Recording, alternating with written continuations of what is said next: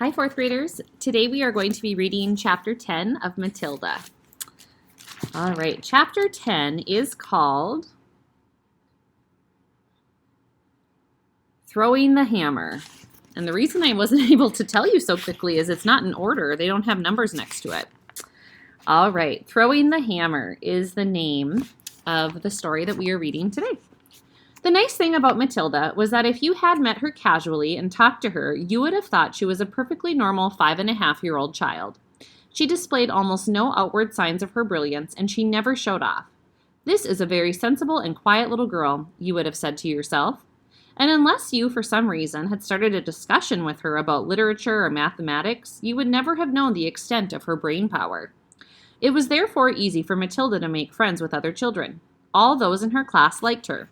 They knew, of course, that she was clever, because they had heard her being questioned by Miss Honey on the first day of school. And they knew also that she was allowed to sit quietly with a book during lessons and not pay attention to the teacher. But children of their age do not search deeply for reasons. I have to sneeze. Excuse me. They are far too wrapped up in their own small struggles to worry over much about what others are doing and why. Among Matilda's newfound friends was the girl named Lavender.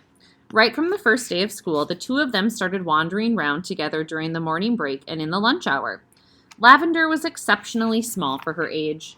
A skinny little nymph with deep brown eyes with dark hair that was cut into a fringe across her forehead. Matilda liked her because she was gusty and adventurous. She liked Matilda for exactly the same reasons. Before the first week of term was up, awesome tales about the headmistress, Miss Trenchbull, began to filter to the newcomers. Matilda and Lavender, standing in a corner of the playground during morning break on the third day, were approached by a rugged 10-year-old with a boil on her nose called Hortensia.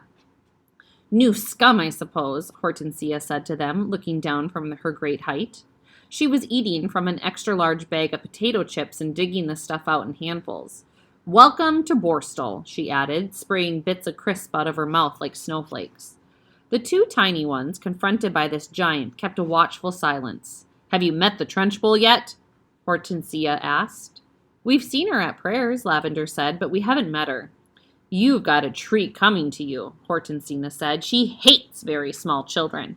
She therefore loathes the bottom class and everyone in it. She thinks 5-year-olds are grubs that haven't yet hatched out." It went another fistful of crisps, and when she spoke again, out sprayed the crumbs. "If you survive your first year, you may just manage to live through the rest of your time here. But many don't survive. They get carried out on stretchers screaming. I've seen it often." Hortensina paused to observe the effect those remarks were having on the two little ones. Not very much. They seemed pretty cool, so the large one decided to regale them with further information.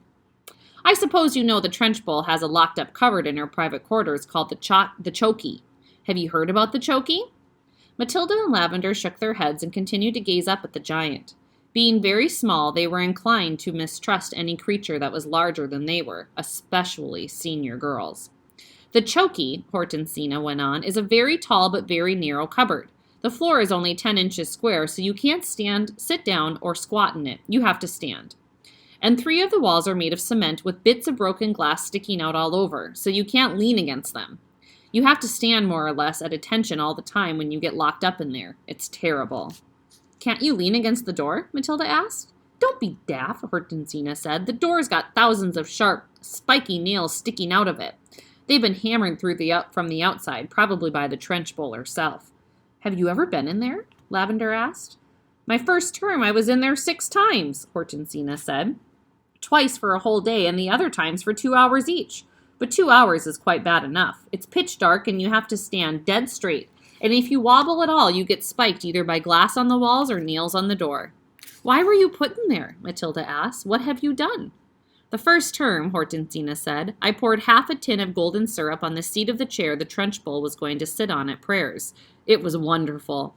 When she lowered herself into the chair, there was a loud squelching noise similar to that made by a hippopotamus when lowering its foot into a mud on the banks of the Lipido River.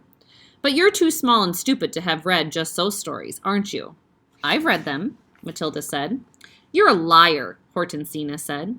You can't even read yet, but no matter. So when the Trenchbull sat down on the golden syrup, the squelch was beautiful. And when she jumped up again, the chair sort of stuck to the seat of those awful green breeches she wears and came up with her for a few seconds until the thick syrup slowly came unstuck.